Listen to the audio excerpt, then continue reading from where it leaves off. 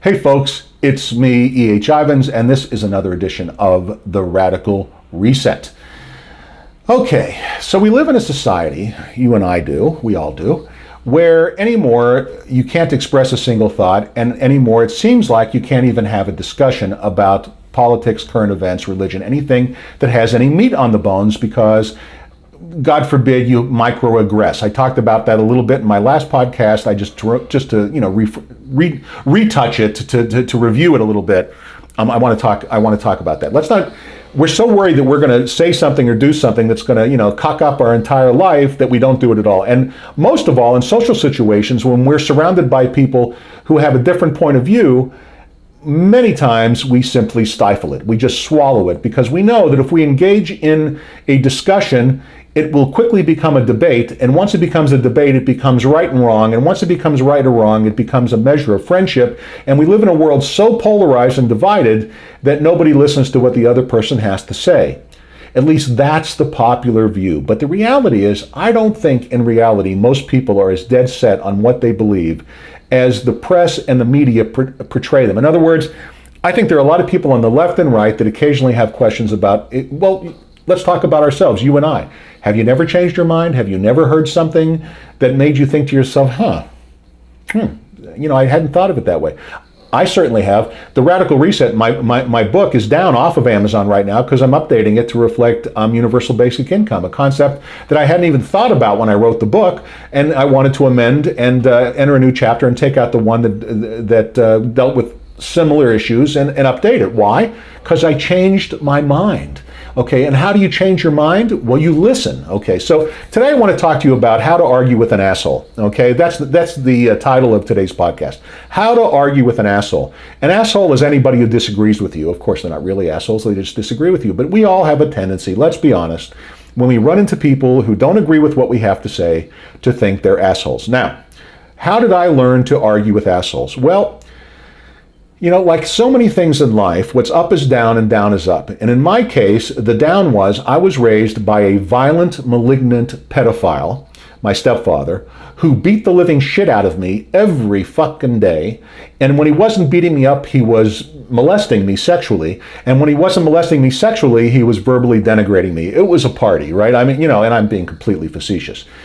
Now, you would think that would be terrible. And people who have gone through what I have gone through end up one of two ways. And by the way, I do not subscribe to QAnon and all that pedophilia. Even though I am the victim of pedophilia, I refuse to believe that the government is covering up a pedophile ring. Bullshit. Okay, but let's put that aside just for a minute.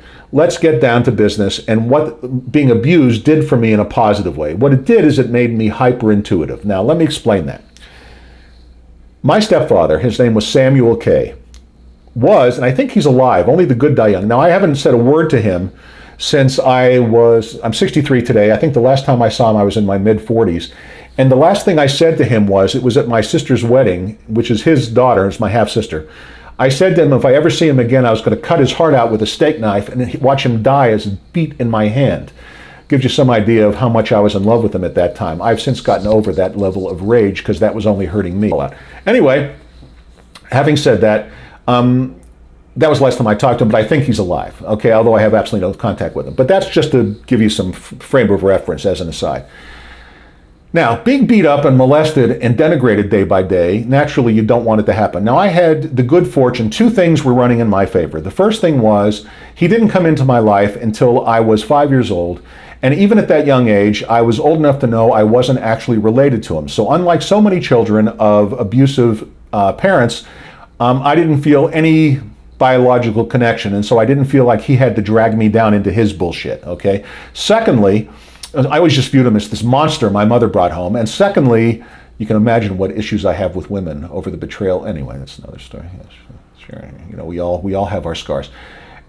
And the other point was, I tried very hard not to set him off, was where I was going with this. Every day when I would come home from schools, I'd be walking on eggshells. I walked on eggshells from the time I was 5 to 14. I left home when I was 14 years old. I had had enough. And during that 9-year period, it really was like walking on eggshells. You just never knew. He could be very, very sweet in his way. He could show love, but psychopaths show love as an act, okay? And so I learned that that was just an act, and I learned what was really going on underneath it all, and I tried very hard not to set him off. Now, the problem is you can't not set off a psychopath. A psychopath is going to go off anytime and there's a difference between a psychopath and a sociopath. A sociopath, in my experience, especially having been in prison, is mostly a defense mechanism. It's being intensely self-centered and not feeling guilt over it.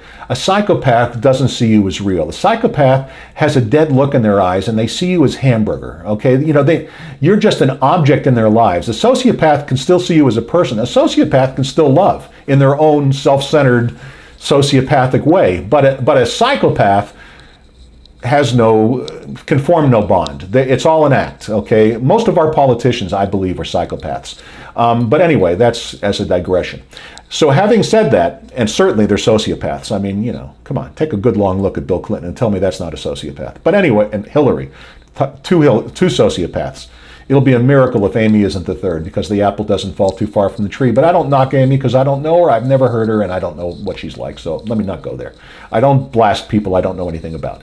Anyway, having said that, this was my training as a child, trying not to set off a psychopath that, of course, I couldn't not set off, but I became an expert at reading every facial tic, every expression, every tonal change, every intonation in his voice, every way he asked questions or said things, or what he looked like, or even how he was breathing or sitting. I would read everything, trying to figure out how not to set him off, which was impossible. However, it resulted in me having almost a superpower of intuition with other people. Ordinary people became putty in my hands. Now, part of that landed me in prison, because when you can read people like a book, at just one moment, I can meet somebody and I know everything about them in about, 60 seconds. When I say everything, not their history, obviously, but them as human beings, I can read people right away. It makes them very easy to manipulate. And if you're not careful, you can do a lot of harm, because you can become, essentially, you can sell anything to anybody at any time, any way, and I certainly could. I wasn't just a good salesman, I was a phenomenal salesman, and I sold my way right into prison. Now, having said that, and did a lot of harm to innocent people, that I will never quite get over the remorse of it, which just weighs on me every day. And every time I talk about this way. Anyway, back on subject. So,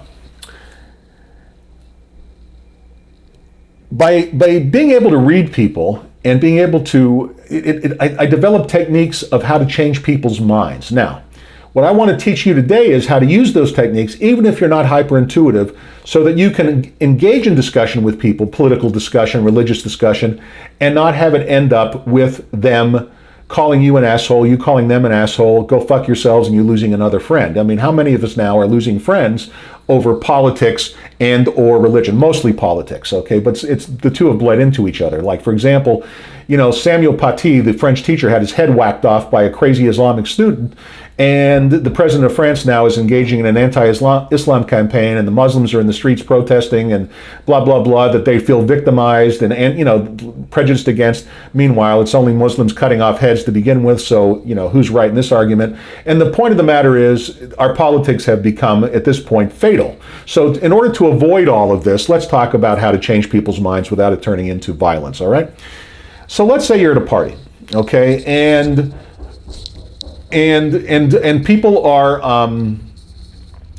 what's the word I'm looking for at the party? It goes to politics, it goes to religion, it goes to everything else. And you get into a discussion, and there's this guy on the other side, or this gal, this person. When I'm going to say guy, but it's just a generic term, on the other side, and they're, the type. They know everything, and they have very strong opinions, and they really disagree with you. And you're sitting there, and you're trying to bite your tongue, and you can't fucking believe it, and, shit's coming out of their mouth that you just want to slap them, and you shouldn't. But at the same time, you're going to be at this party for hours, and your choice is to sit there and take it silently, or to engage. How do you engage it without causing the entire party to turn into a disaster? And the way you do that, I'm going to teach you. Number one, okay, you let them go on as long as they want to go on. In other words, you don't interject into the conversation, okay, until the person that you're debating with has exhausted their arguments. And You can't be the one to decide when that argument is exhausted. You have to allow them to recognize that they're repeating themselves. And this can take a very long time. You have to be patient with that. So, as they're going on and on, let's say we're having a discussion. Let's say that I, as a libertarian, am having a debate with a progressive on healthcare. And obviously, we're going to have diametrically opposed positions. The way I would handle that is, in this example, is I would let them go on as long as they want. And they'd talk about how, pre-existing conditions and people have to have health care and it's a right and so on and so forth. And while I think 99% of that is all bullshit, I'm not going to say any of it. And most importantly, I'm going to listen. And this is step 2. Number 1, let them run on. Okay, as long as they go until they've repeated themselves so many times they literally say, I think I'm saying the same things over and over, and they finally ask you what you think. They'll come to it if you give them enough room. Number 2, you must actually listen. And when I say actually listen, I don't mean listen for the moments where you can cut in and make them wrong about something. Let's say I'm debating over national health care and they say something like, we need the government to control drug prices. And I would say, but that's impossible because the government doesn't set drug prices and they could only do it through rationing and wage price controls, which have never worked, right? Now, that may all be true, but if you're talking to a person for who they believe the other way, stating what they've already heard 1,000 times before, from opposing side isn't going to change their mind. Repeating the same argument that they've said no to 1,000 times before isn't going to change any mind. So shut the fuck up and listen, okay? Listen to what they're really saying. Because sooner or later you'll find out why that issue is important to them if you just let them talk.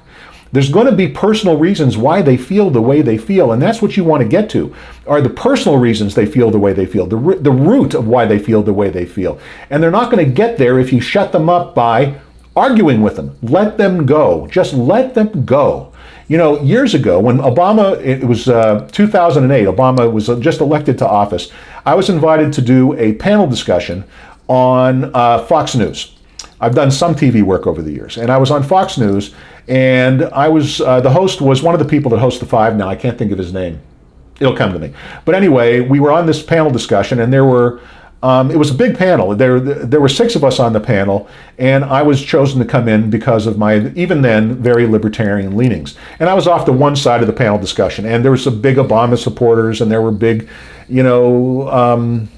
Republicans, and they were just yelling and screaming at each other. And they went on and on and on. And I literally sat there at the end of the table and didn't say one word. Okay, and this was a 1-hour show, by the way. And it was a 1-hour panel discussion. And this went on and on and on. And I just sat there. I didn't interject myself. I didn't say a word because I knew that sooner or later the host would notice I didn't say anything. Okay, and finally, and we were about halfway into the show. That literally half the show was gone. I hadn't said one word. I had plenty to say, but I was listening to what everybody was saying. And the discussion was revolving around the big bank failures that took place at the end of the Bush presidency and early in the Obama presidency, and should they be bailed out, and should the executives' contracts be honored, and should their salaries be paid, and so on and so forth. And obviously, there was, on both sides, no, and they went back, but they were coming at it from, 2 different directions, back and forth, back and forth, back and forth. And I sat down there, and I didn't say one word. And finally, the host turns to me and he says, Herbie, you haven't said one word down there. What do you have anything that you want to add? And I said, sure. I understand and appreciate everything that everybody's saying. I understand the people on the left and the right, and I understand how they feel the way they feel, and of course they do. But look, it's a contract, and our whole economy is based on contract law. And if we start picking and choosing which contracts we honor and which we don't, based upon who succeeded and who failed, we're going to wreck the entire economy and all end up poor. This shut everybody up. Now, why did it shut everybody up? It was a very simple point. It didn't get involved in the political point of view. I was just talking about the broader issue as I saw it. And pretty soon, people started sending in comments to the show saying that I should run for president. I mean, and I'm not exaggerating that. And the point is, all I did was sit there quietly and wait for everyone else to talk themselves out. And I think a lot of politicians could learn this lesson. Certainly Trump should have learned it in the first debate, for sure. Shut the fuck up. Let them go on and on until they repeat themselves, and actually listen, because by actually listening, you start to learn what it really is that's motivating them. Now, once you have really listened and they get to the point where they're going to start repeating themselves and they ask you what your opinion is, here's where you come to step 3. Step 3 is, I understand and appreciate how you feel. Those exact words. You need to commit that sentence to memory. I understand and appreciate how you feel. And then repeat back to them what they just said in microcosm so that they know that you understand and appreciate how they feel. So if they just spent an hour, let's say at this cocktail party, going on and on and on about how unfair it is that everybody in America doesn't have free insurance, you would say something like, I understand and appreciate how you feel. I can see how you would, how you and many, many caring and feeling people would believe that it would be better in an ideal world that everybody has health insurance, okay?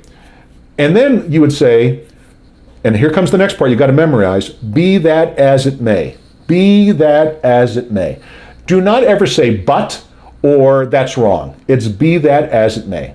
So in this discussion, I would say, I understand and appreciate how you feel. You feel it is a natural right that people should have health insurance, that it's a basic human right and they should have it.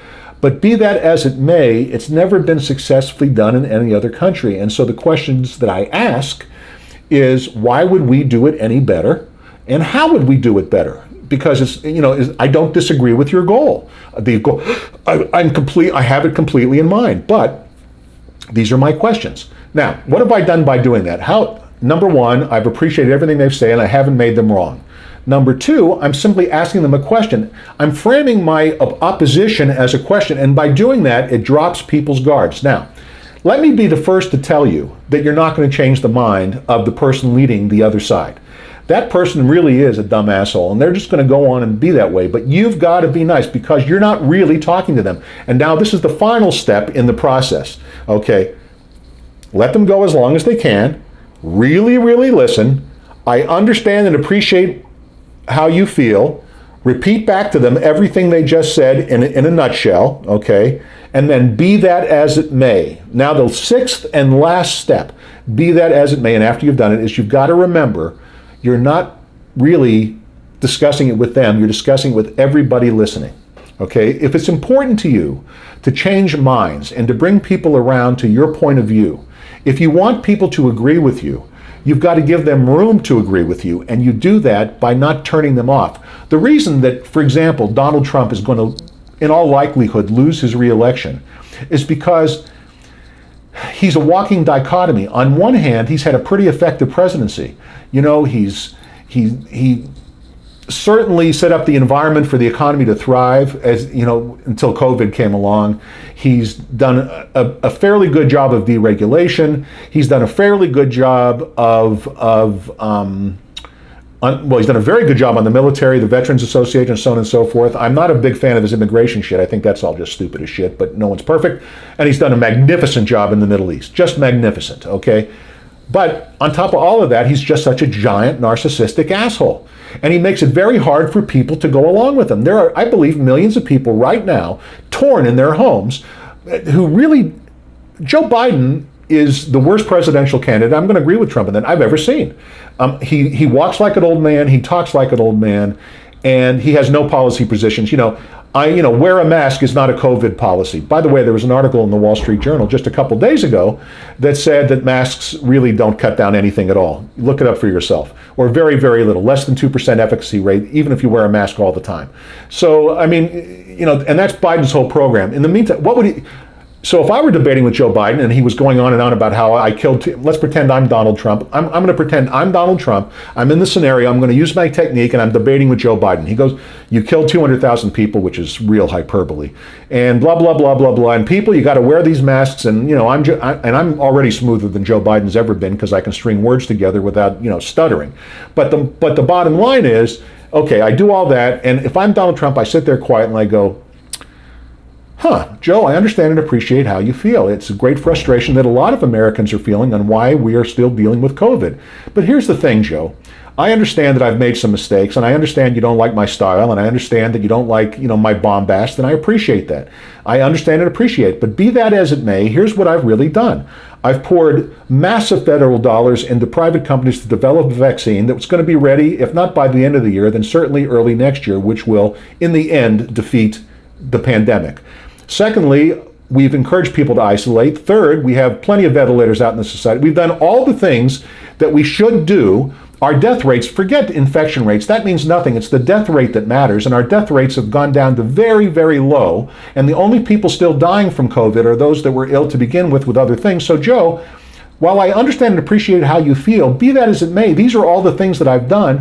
Where do you think I've gone wrong? What, in your opinion, which of these programs that I've done could you have done better? Because if I do win re-election, and if you have a good suggestion, I'll do what you say. I'm a flexible person. So what do you think? Now, the answer is he doesn't have an answer, okay? None at all. It would expose the fact that he has, but instead, Trump is an asshole. And an asshole, what he does is all the people on the periphery, all the people listening in, just don't want to vote for him because he's such a giant asshole, okay? And they're faced. They know Joe Biden is a fucking idiot. They know Joe Biden doesn't have a program. They know Joe Biden has dementia. Everyone knows that. But they're still going to vote for him because Trump is such an asshole. Imagine if Trump had handled things the way that I'm suggesting in debate. Listened, okay? Listen, let Joe talk. Look, we got an hour and a half in a presidential debate. No one's going to forget that there's only two people on the stage. No one's going to, the moderator's not going to forget you're standing there, Mr. President. Shut the fuck up and listen. Let Joe Biden go on. He repeats himself all the time. Let him. Then listen to what he has to say. I understand and appreciate how you feel. Be that as it may, here's what I've done.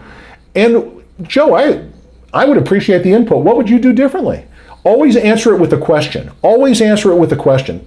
Frame your position with a question. I'm at a loss to think of what I could do better than what I've already done. But help me out, Joe. Specifically, where do you think I could improve how the administration's responding? Because even if you win, Joe, I'm still going to be president for 3 more months or 2 more months. And a lot of people, are going to get sick during that period of time. I'd like to improve things and have it ready for you when you take office if you win. So what specifically is the policy that you think I should do better on? Now, that puts him in a position. Now, Joe Biden clearly is never going to like Donald Trump, just like the guy at the cocktail party or, who you're opposing is never going to agree with you. But what you've done is you put them in a position where they have to defend themselves in an indefensible position, okay? And what they'll typically do is mumble to themselves and go away. Meanwhile, all the people listening, because you've been so calm and because you've been so deliberate and so thoughtful and so caring and so connected and so empathetic, they're going to go along with you in the discussion and you're going to win more arguments than you lose. I was to Florida when I was a kid, and when I left home at 14, I went to live with an aunt and uncle in Florida. And one of the activities that I did in high school was freestyle debating. I was the state of Florida freestyle debating champion at one point. And what a freestyle debate is you go into the debate not knowing what you're going to debate. And they give you a subject, and then they give you whether you're pro or you're con, and you just do it without any notes or anything else. You extemporaneously debate. The technique that I've just taught you, okay, coupled with my superpower, made me unbeatable. I could argue any position simply by being essentially quiet, okay? It is, as bombastic as I am on these podcasts, that's how quiet I am in debate. You'd be shocked, okay? If we were debating, I would allow you, it's just like letting a beaver get its tail in the trap. That's an ancient Wild West reference. I don't know where I came up with that. But anyway, when I go fishing, okay, one of the things that I like to fish for is largemouth bass. And when you go fishing, and I'm not changing the subject, when you fish for largemouth bass, one of the favorite techniques that I use are using rubber worms. Now, rubber worms, just what the name says it is, and you fish it along very slowly on the bottom. And when you feel a bite, it's going to feel like a little tap, tap, tap. It could be the world's biggest bass, but it's only going to feel like a little tap, tap, tap on your rod. Now, your instinct is going to be to yank back on that thing and try to hook the bass. But what you've got to learn to do is dip the rod tip, because that little tap, tap, tap you're feeling is the bass sucking the worm into its gigantic, they don't call it largemouth bass for nothing. He's sucking it in. You've got to allow the bass to suck it in before you set the hook. The same is true in debate.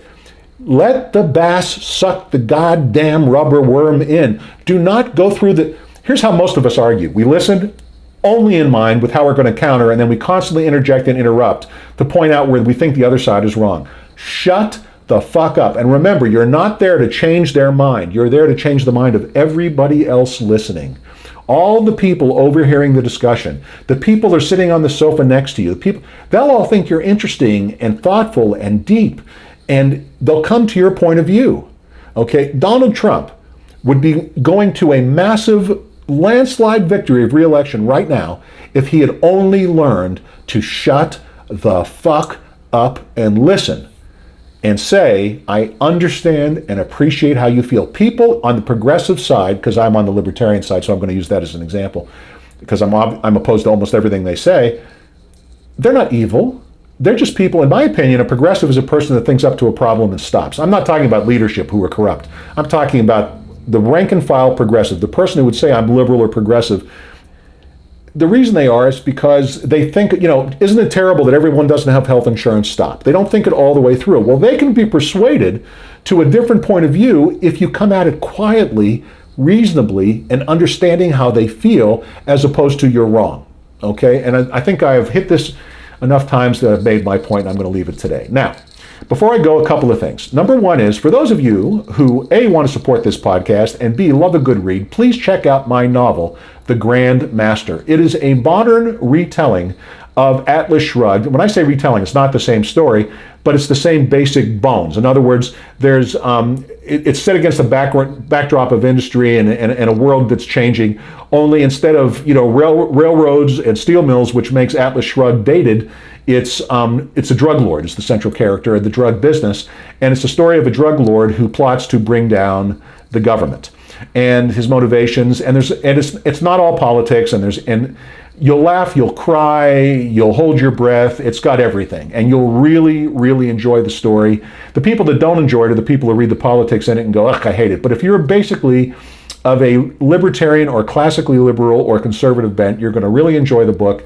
And if you're a progressive, you're going to probably use it to be honest, you're going to probably it'll become aerobics practice. You'll stand on it, jump up and down, and feel like you beat the crap out of it and feel better about yourself. But for the rest of us who basically agree with what I'm saying, please read The Grandmaster. You're going to really enjoy it. You can either download it, you can buy, this is on Amazon, you can buy the hard copy, or if you are an Amazon Prime member, you can borrow it for free and read it from the Kindle Lending Library. In every case, I get a little bit of money, which helps support this podcast, and I hope that you want to do that. So please pick up and review, by the way, The Grand Master. I have a new novel coming out, by the way, shortly, called Too Dark for the Devil. I'll tell you about that one a little bit later. That is not a political novel, by the way. It's a murder and supernatural mystery, but that's another story. When I was in prison, I wrote 12 novels, and I'm going to publish all of them over a period of time. It takes a while. I had to handwrite them, so I transliterate them, edit them. I give them to my editor.